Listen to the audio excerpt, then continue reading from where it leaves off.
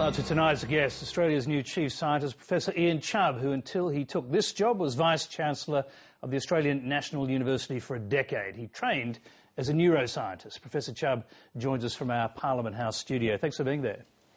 Pleasure. Now, you talked in your speech yesterday to the National Press Club about how good science weighs up evidence and moves from possible to beyond reasonable doubt. Is that where you believe climate science now is, beyond reasonable doubt? Well, I think the weight of the evidence is there, Tony. I mean, I've not read every single paper published over the period on climate change, but when you look at the assessment of how many active climate scientists support that position and how many don't and so on, then you have to say that the weight of the evidence points to it. And that was the point I was making yesterday. To follow your logic, is it now unreasonable to doubt the climate science? I don't think it's ever unreasonable to doubt if you're a scientist conducting proper science in a properly scientific way. And I agree with some of the critics that, you know, we progress by challenging and critiquing the knowledge that we have at hand at that time. And one of two things happens usually. Either we confirm what we think or we change what we think. And when we do, we go and do more experiments and more observations and we critique it all over again. So there's a cycle that goes on and on and on. And I think that scientists who are conducting their research, conducting their observations, going about it in an appropriate way, have an absolute right to put their data on the table and have it critiqued by their peers. But isn't that what the climate sceptics or climate change sceptics are saying? That the science is not in, it's still being reviewed, there is still reasonable doubt. Tony, it'll be reviewed forever. I mean, the point is that it's a bit like insuring your house, isn't it? I mean, you gather what you can about the facts that you've got, you balance off the probabilities and you say, yes, there's a pretty fair chance that I'm on a floodplain, so I'll insure against flood. It might not have happened yet. It might not have happened because they built a reservoir on the upstream side. It might happen because they built a reservoir on the downstream side, or they build one on the downstream side.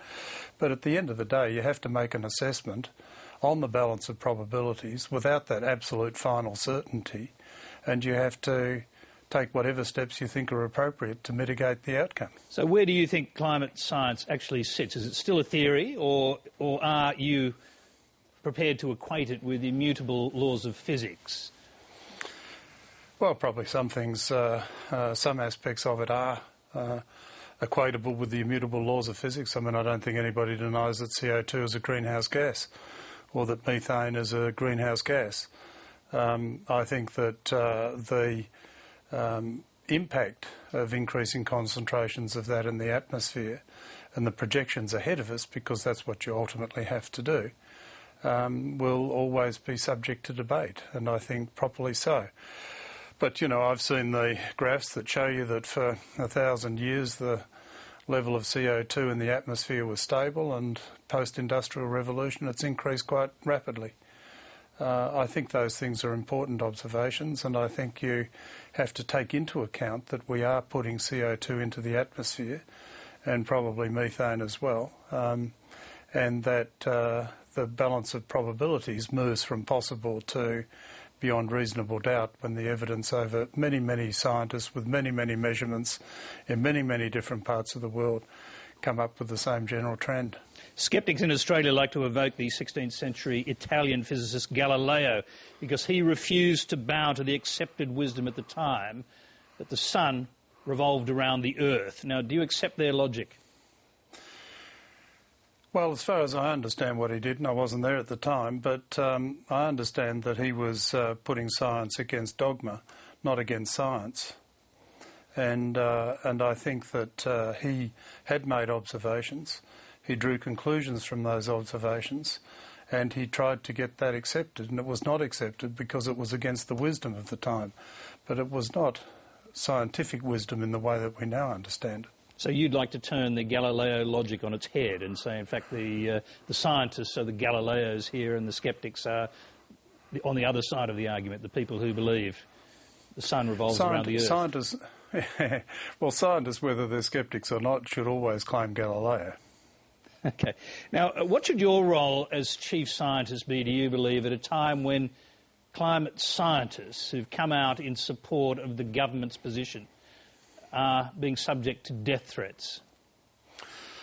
Well, I don't know that they support the government's position. I think that the government's position evolved from what the climate science was saying, and that when the evidence got to a point where I think that they felt that there was a substantial need to move, and to move reasonably quickly, that they then acted. What they did, what they do, I think is their business. I don't think it's our job to tell them what to do. I think not the job of the scientist. But should your role as chief scientist be to come out or spring to the defence of these scientists who are getting death threats? I mean, are you worried about the atmosphere that's evolving here? Oh, absolutely. I mean, I think it's appalling.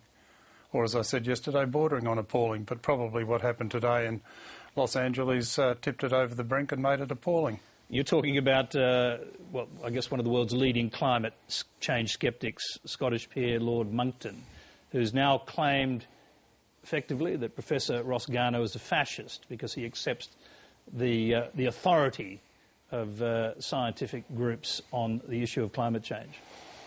Well, I think using that sort of, emotive language makes my case very well for me, Tony. I don't think he has to say that. If he wants to address the substance of the issue, he can. He's entitled to.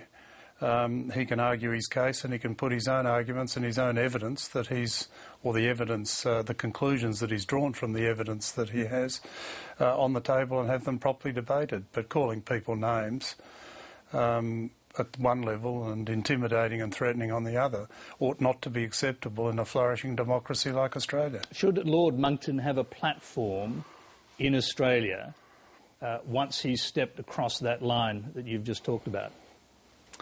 Well, it's a free country. I support the democratic process, and I would hope that through getting the community to understand better, to be better informed about the pros and cons of science, how it's conducted and so on, that they will make well-informed decisions when they have to exercise their democratic rights. And I think Monckton has a right to speak. I don't think we should be stopping him because we don't like what he says, any more than I think the climate scientists should be stopped because some people don't like what they say. Does it concern you at all that Tony Abbott will be effectively sharing a platform with this man? Well, he's got to make his decisions, and he's got to go with the consequences of his decisions. We know that the CSIRO has withdrawn their sponsorship of this conference.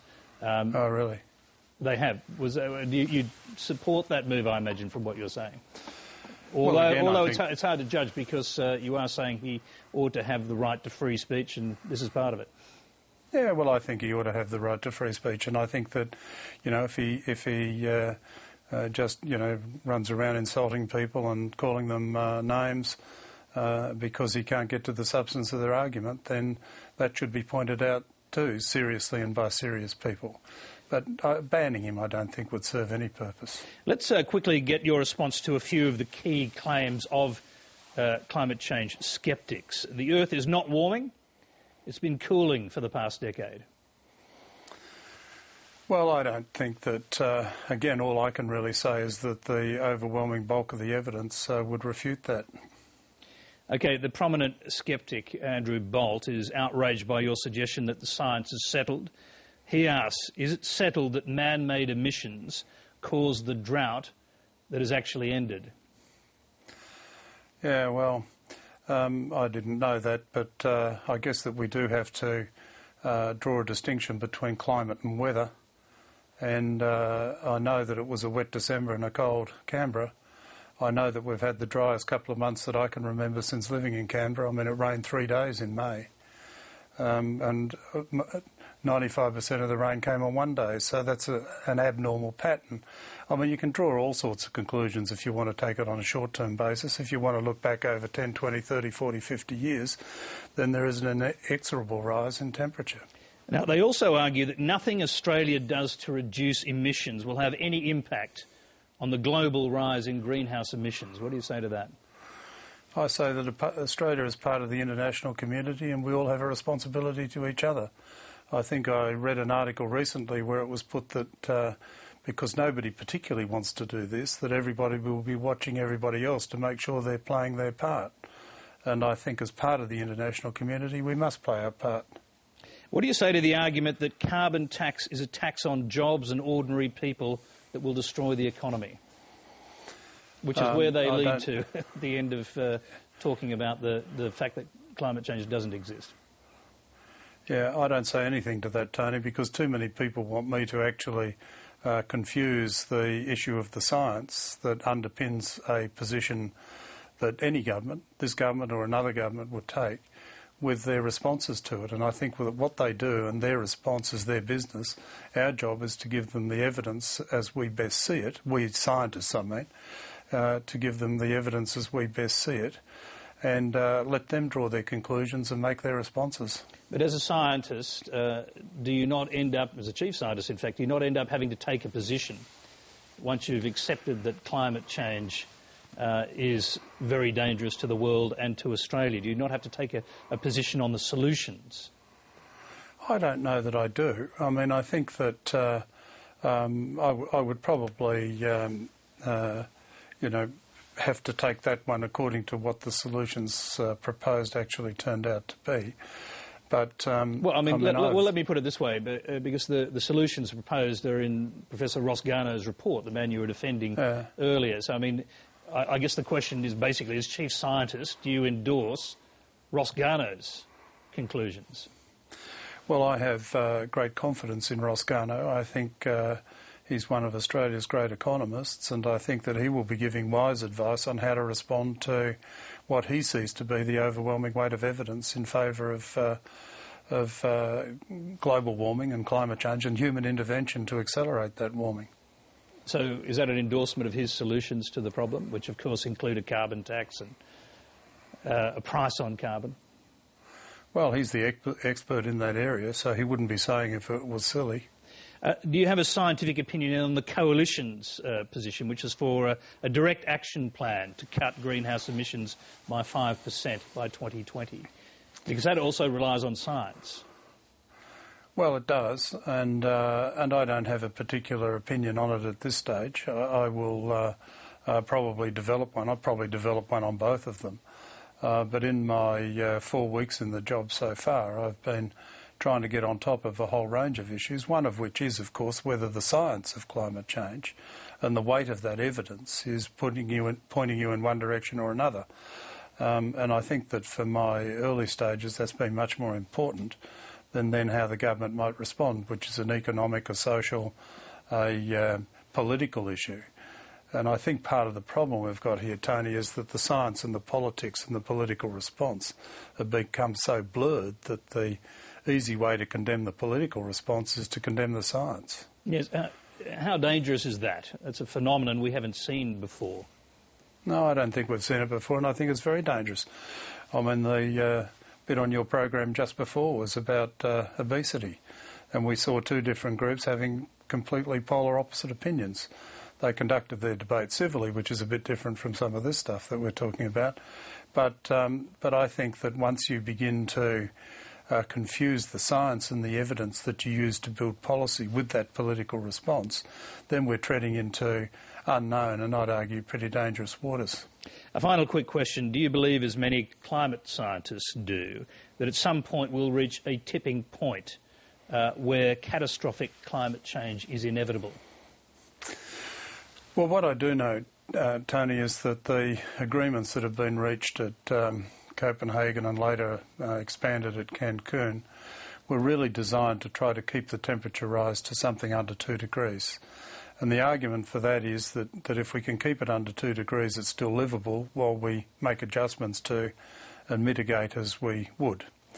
If it gets over 2 degrees, then and a fair bit over 2 degrees, then we have a major problem on our hands and probably see massive change to the global systems, from the sea to the atmosphere to the ecology and so on.